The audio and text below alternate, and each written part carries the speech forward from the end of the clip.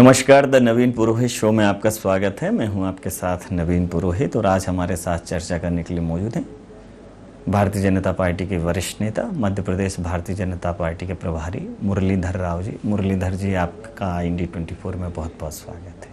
बहुत नमस्कार।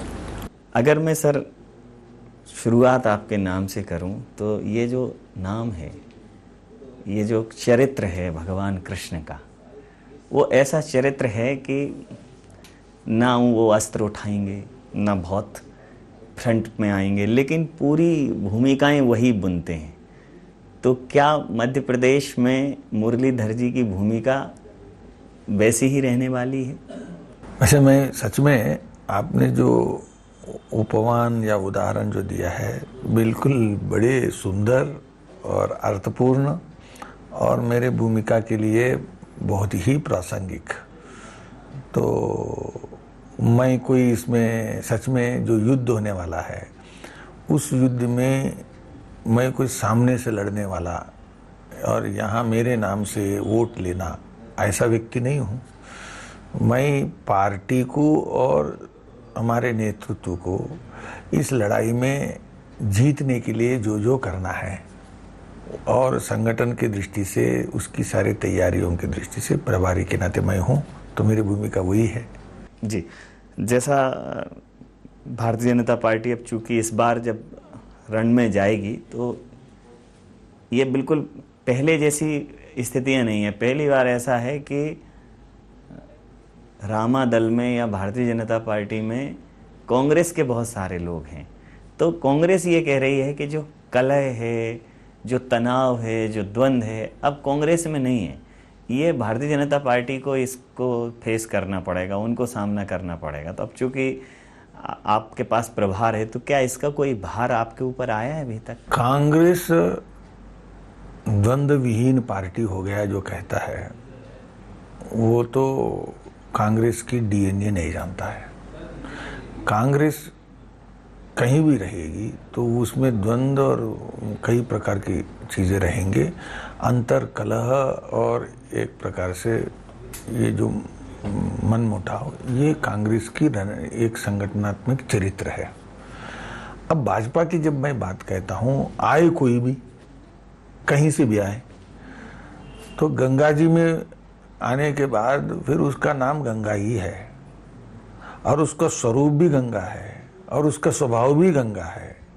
तो इसलिए भारतीय जनता पार्टी में आने के बाद व्यक्ति कहीं से भी आए, उसका नेपथ्य, उसका पृष्ठभूमि कुछ भी हो, लेकिन भारतीय जनता पार्टी में एक बार आ गया तो सांस्कृतिक राष्ट्रवाद, राष्ट्र के जो दृष्टिकोण है और नेशन फर्स्ट अप्रोच है और पार्टी फर्स्ट, पार्टी में एक जिसको कहते हैं सामूहिकता है, कलेक्टिव लीडरशिप, टीम स्पिरिट, ये कुल मिलाकर के 1951 से जो मूल चरित्र जनसंघ और भाजपा का है वो बदलने वाला नहीं है, वो रहेगा। इसीलिए कितने भी रंग आ जाए, सारे रंगों के साथ एक रंग करने वाला अगर कोई पार्टी है तो वो भाजपा है। आपने देखा कि बाहर से आए उनके कारण से कोई भाजपा के सरकार में झगड़ा हो गई हो, कोई हमारे प्रदेश के मुख्यमंत्री जी को सरकार चलाने में कोई दिक्कत आया हो, असहमति इतने हो गए हैं कि कोई सड़क पर आ गया हो, ऐसा कोई घटना है ही नहीं। ये है भाजपा की डीएनए।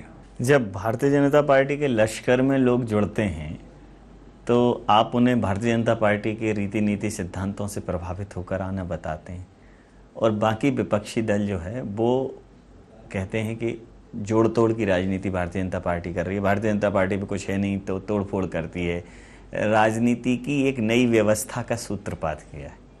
अच्छा, पहली बात बताइए, कांग्रेस कौन सी ऐसी है कि जो तोड़ फोड़ करते ही नहीं है, ऐसी पार्टी है? इसका क्या इतिहास है? पहले तो कांग्रेस कौन से आश्रम से आए तो जो हमें पाठ पढ़ा रहे हैं कि जो हम को तोड़ फोड़ करते हैं और बिल्कुल वो लोग ऐसे हैं, ऐसी क्या बात है? उनको पहले क्वालिफिकेशन है क्या जो भाजपा को इस प्रकार से चीज़ पर ऐसा करे कि भाई ये गलत है ऐसा बोलने के लिए? बात तो एक हो गया। तो इसलिए उनका जो बोलने का नैतिक अधिकार बिल्कुल नहीं है। अब दूसरी बात, भाजपा में जो लोग आते हैं तो भाजपा में आने के बाद हम भटकाव में जाते हैं, हमारी दिशा बदलती है। तो आप कह सकते हो कि भाई हम केवल सत्ता के लिए राजनीति कर रहे हैं, हम कह सकते हैं, लेकिन जो आए हैं उनको तो इसमें रंग गए और वो उनको कोई असहजता नहीं है। भाजपा के पहले कार्यकर्ता और पहले नेता में और जो आए हैं उनमें ज्यादा व्यवहार में क्या फर्क है? तो इसलिए भाजपा में हम कोई दरवाजा खिड़की बंद करके इस उम्र से पहले और इस वर्ष से पहले आए हुए लोग ही भाजपा के हैं और बाकी कोई नहीं है, ऐसे कोई राजनीतिक पार्टी चला सकता है क्या? अभी कांग्रेस काफी कंसर्न है, वैसे तो रहना ही चाहिए, प्रमुख विरोधी दल है तो कंसर्न रहना चाहिए, लेकिन उन्होंने आपका एक वर्गीकरण किया है कि अभी वर्तमान में भारतीय जनता पार्टी 3 गुटों में जूझ रही है कि एक तो नाराज भाजपा है और एक महाराज भाजपा है और एक शिवराज भाजपा है, और आप कह रहे हैं सिर्फ भाजपा है बाकी कुछ है नहीं। तो वस्तुतः सत्य क्या है? सभी सत्य है। कोई पार्टी चलाए, वहां पार्टी में कोई कार्यकर्ता नाराज ही ना हो, ऐसा कोई पार्टी होती है क्या? कोई देवलोक में भी नहीं है। इसलिए कौन सी ऐसी इतिहास में उदाहरण बताइए कि कोई घर है जिसमें कोई नाराज ना हो, कोई परिवार है उसमें नाराज नहीं हो, कोई बिरादरी है जिसमें कोई नाराज ना हो, ऐसी क्या है? व्यवहारिक जीवन में सब होते हैं और व्यक्ति भी होते हैं। शिवराज जी हैं तो हमारे पार्टी के बड़े नेता हैं, तो नेता है तो उनकी नेता नेतृत्व और उनकी सेवा और उनके काम से प्रभावित लोग भी हमारे पार्टी में रहेंगे ही, तो उसमें क्या विशेष है? तो वो भी सही है। और महाराज जी हैं तो यहाँ लोक भाषा में तो उनको महाराज बोलते हैं, तो महाराज जी हैं तो वो भी हैं, वो भी सही है। उनके साथ भी बहुत लोग आए और सत्ता में हम हैं तो उनके साथ बहुत सारे लोग आए हैं, और इस कारण से हम कैसे कह सकते हैं कि उनके साथ कोई नहीं आए? ये सब सही है। लेकिन मुझे बताओ कि समुंदर है, मैं जरा बात कहना चाहता हूँ। समुंदर है, समुंदर में लहरें बहुत है, एक लहर का नाम ये है, एक लहर का नाम ये है, एक लहर का नाम है, तो कि समुंदर में ये 3 ही लहर है क्या? आप जितनी गहराई में जाएंगे तो उतनी आपको ताकत दिखेगा कि समुंदर की ओरिजिनल ताकत क्या है। देखिए, भाजपा की ताकत कार्यकर्ता है, भाजपा की ताकत संगठन है। 65,000 में बूथों में जो बिल्कुल व्याप्त सब समितियों में जो कार्यकर्ता है वो हमारी ताकत है साहब। कोई खिलाड़ी है खेल में, बड़ा अच्छा खेलता है और जिसके कारण खेल हमको टीम जीतती है, तो क्या वो खेल से बड़ा हो जाता है क्या? और खेल नहीं है तो खिलाड़ी है, ऐसा होता है क्या कभी? जब खेल है तभी खिलाड़ी है, जब खेल है तो खिलाड़ी रहेंगे ही। ठीक बात। और जब तक खेल है और जीतते हैं तो उसमें एक नहीं एक खिलाड़ी तो अच्छे रहेगा। मोदी जी हैं तो मोदी जी अपने आप को कभी भाजपा से बड़ा मानते हैं? ऐसा नहीं, मैंने देखा नहीं। भाजपा है तो मोदी जी हैं। जो कॉन्ट्रडिक्शन जो बाहर दिया जा रहा है वो कॉन्ट्रडिक्शन बीजेपी के नेताओं में और कार्यकर्ताओं में नहीं है। जैसा कि मोदी जी का जिक्र किया, तो आज भारतीय जनता पार्टी, पूरा देश जो है उनके वैश्विक नेतृत्व को लेकर आह्लादित है, और भारतीय जनता पार्टी बहुत ही प्रमुखता से इस बात को स्थापित करती है कि उन्होंने देश का मान बढ़ाया है। लेकिन कांग्रेस ये स्वीकार नहीं करती। वो वैश्विक मंचों पर भी देश के विषय में जब वो बात करती है तो वो ये कहती है कि मोदी जी की वजह से देश में संवैधानिक संस्थाओं को संकट है। ऐसा अमेरिका और यूरोप को लेकर राहुल जी का एक स्टेटमेंट भी आया था कि इन लोगों को हस्तक्षेप करना चाहिए, कई और मंचों पर। तो इस पर आपकी प्रतिक्रिया जरूर। देखो, कांग्रेस भारतीय जनता पार्टी की विपक्ष पार्टी है। भारतीय जनता पार्टी की सिद्धांत के साथ हो, नेतृत्व के साथ हो, कार्यक्रम के साथ वो सहमत हो नहीं सकता, और होना चाहिए ऐसा मैं कल्पना करूंगा ही नहीं, बिल्कुल नहीं होना चाहिए। मोदी जी के साथ बिल्कुल उनका सहमत नहीं होना चाहिए, ये तो सहज विषय है।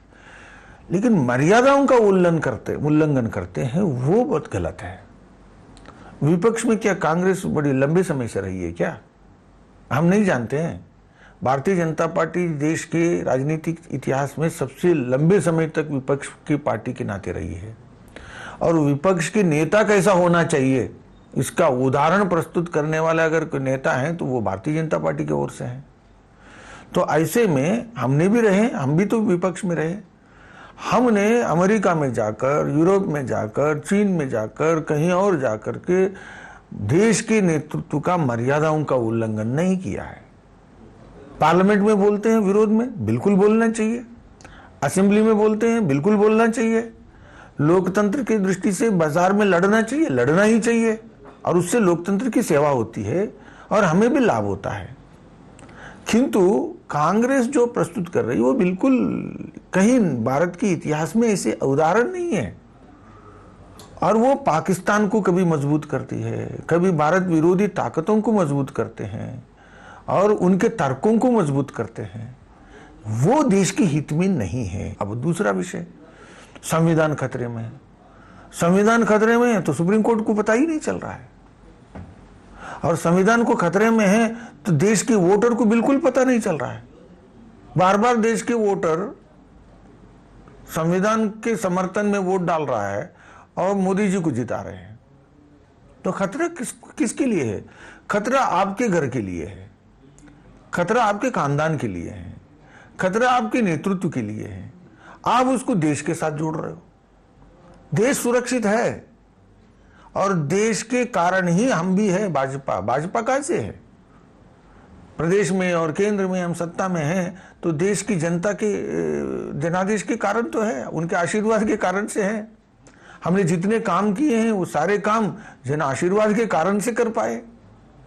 इसलिए कांग्रेस और अन्य विपक्षी दल आज अपने परिवारवाद और अपना खानदानी राजनीति और अपने स्वार्थ हित और अपने भ्रष्टाचार की राजनीति, ये सब उनको बचाने के लिए ये एक खेल खेल रहे हैं कि ये कह रहे हैं कि भाई संविधान खतरे में है। जी, जब देश आज़ाद हुआ तो देश का जो झंडा है और कांग्रेस का झंडा है, बहुत बहुत मामूली सा फ़र्क है। लोगों को लगा कि यही राष्ट्रीय ध्वज है या ये पॉलिटिकल झंडा है, थोड़ा सा फ़र्क नहीं कर पाए पॉलिटिकल प्ले। अभी उन्होंने एक अलायंस बनाया, उसका नाम उन्होंने इंडिया दिया है। पहले तो इंदिरा इज़ इंडिया और इंडिया इज़ इंदिरा था, अब उन्होंने इंडिया इज़ ऑपोजिशन कर दिया है। Opposition is India, India is opposition, मतलब जो भारत है वो विरोधी है आपका। ऐसा अभी कल ही निर्मित किया उन्होंने ये, तो नाम ऐसा दिया है। अब वो उस मैसेज को कितना कन्वे कर पाते हैं पब्लिक में, ये अलग बात है, लेकिन इंडिया अब आपका विरोधी हो गया है। जो यूपीए था अब वो इंडिया में तब्दील हो गया है, तो चुनौती मानेंगे? देखो, पहली बात तो ये अवतार बदल रहे हैं, ये रूप बदल रहे हैं। इनको समझ में आ गया कि अपने पुराने रूप में लोगों के पास जाएंगे तो उनको कुछ मिलेगा नहीं, तो ये नाम बदल रहे हैं, ये अपना छतरी बदल रहे हैं। लेकिन लोग तो वही है, लोग तो जानते हैं कि ये कौन कौन है और ये नेता कौन है, और कुल मिलाकर के इनकी बात क्या है। इनकी बातों में मैं कह रहा हूं कि धारा 370 के बारे में इनका क्या कहना है, ये वापस लाएंगे नहीं लाएंगे, और राम मंदिर के बारे में इनके क्या कहना है, और यूनिफॉर्म सिविल कोड के बारे में इनका कहना क्या है, 3 तलाक के बारे में इनका क्या कहना है, और उग्रवाद के बारे में इनका क्या कहना है। ऐसे बहुत सारे मुद्दे हैं। आखिर आप नाम कुछ भी रखो, काम क्या करते हो, वो बड़ा महत्वपूर्ण होता है।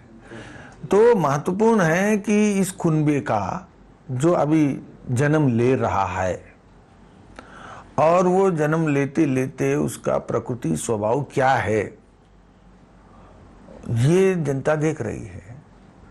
तो कुल मिलाकर के इनकी आज एक बात पक्का है, इनका एक ही उद्देश्य है, इनको खतरा है मोदी जी से।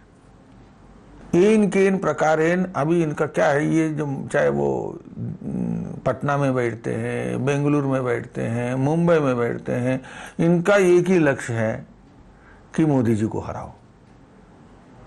मतलब इनका घोष वाक्य है, मोदी जी को हराओ। मेरा मानना है कि भाई मोदी जी जीते कैसे? ठीक बात। तो उनको तो जिताओ। जो लोग हैं जो मोदी जी को जिताते हैं, उनको जिताने के लिए आपके पास क्या है? अभी तक वो लोग तय नहीं कर पा रहे हैं कि उनका संयोजक कौन है, उसका चेयरमैन कौन है, उनके ओर से प्रधानमंत्री की उम्मीदवार कौन है।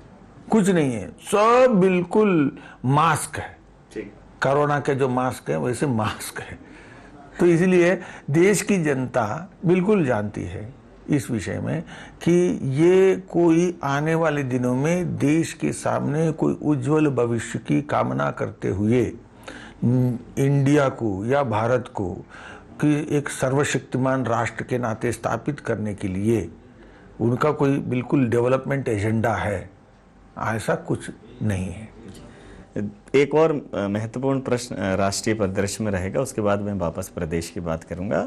राहुल जी को पहले कहते थे कि भाई इन्होंने देश कितना देखा है, तो वैसे तो कश्मीर से कन्याकुमारी तक भारत एक है, ये उदाहरण दिए जाते हैं, लेकिन उन्होंने शुरू कन्याकुमारी से किया और वो कन्याकुमारी से कश्मीर तक करीब 3500 किलोमीटर पैदल चले।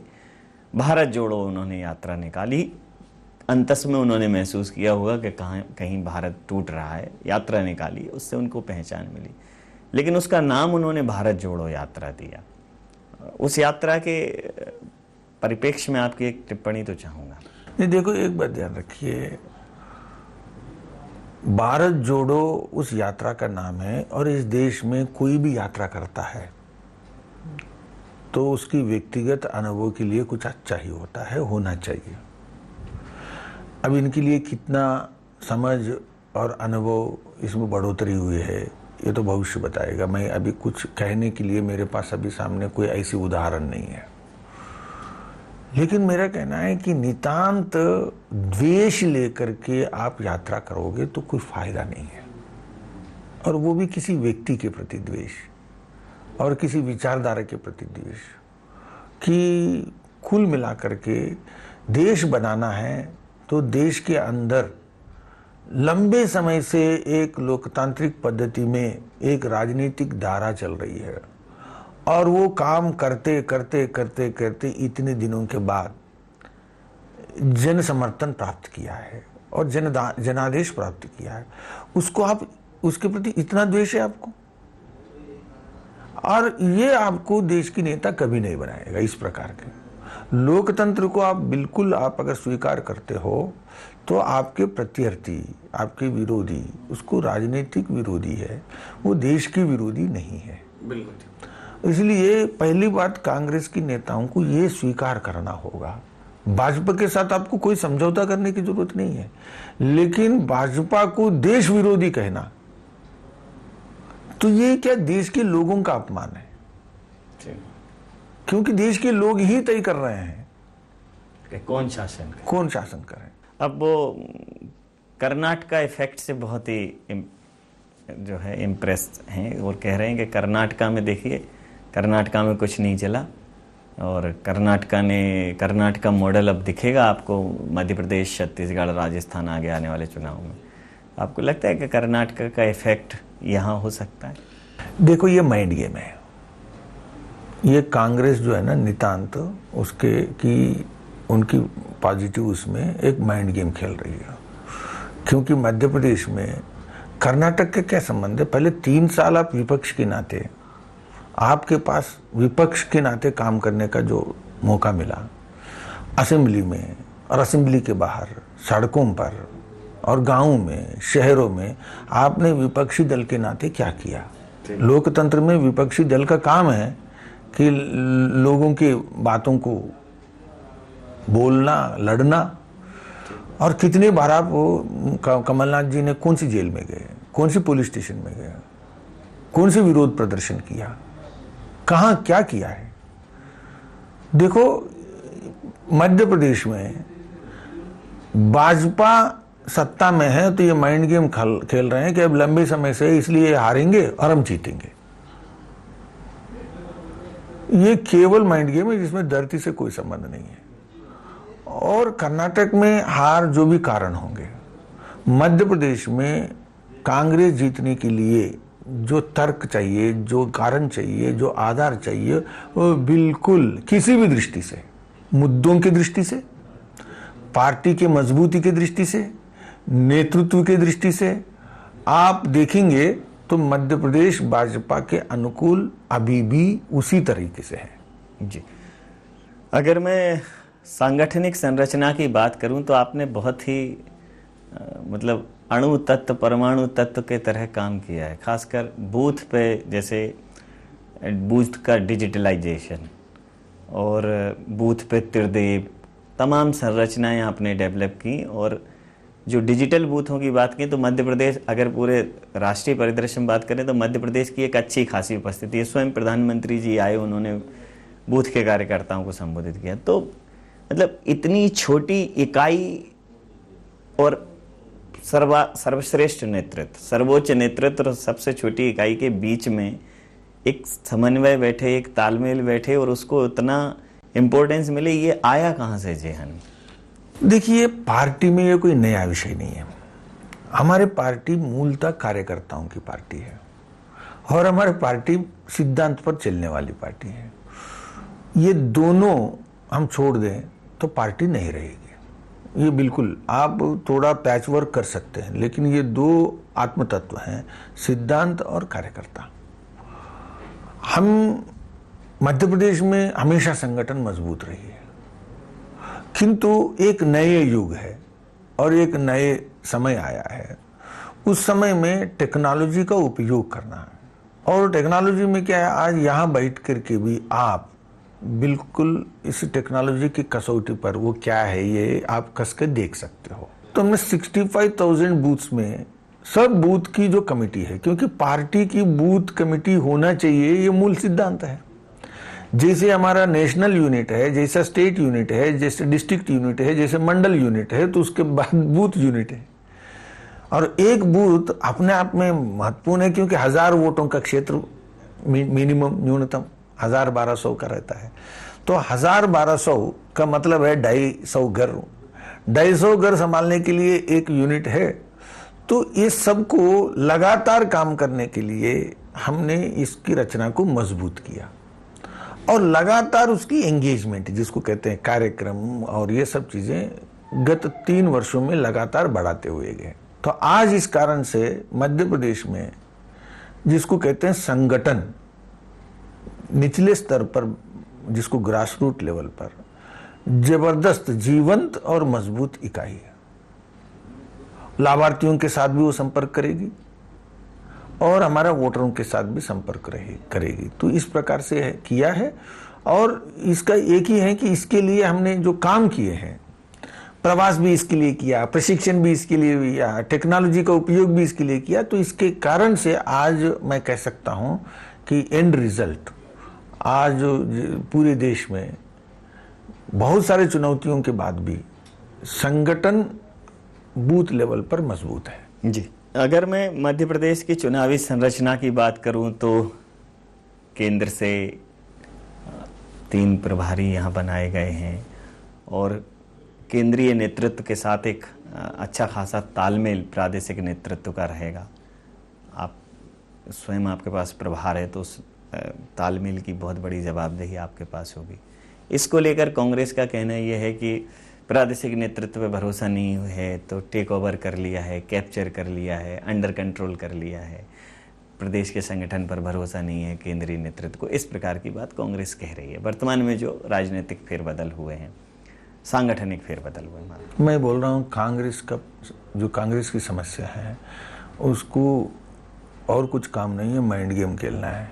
काम तो कुछ करना नहीं, प्रतिपक्ष की भूमिका, उसको कुछ काम करना नहीं। तो आप देखेंगे आज कि हमारी जो भूमिका है, जो बाहर से आते हैं, वो उनकी भूमिका है कि हम यहाँ के लोगों को सहयोग करना है, मजबूती देना है।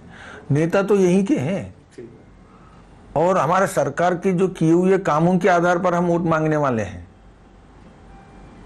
हम केंद्र सरकार, साथ में प्रदेश सरकार, और प्रदेश सरकार 18 साल से जो हमारा है, जो उसके माध्यम से किए हुए जो काम है, उनके कामों के आधार पर हम वोट मांगने जा रहे हैं।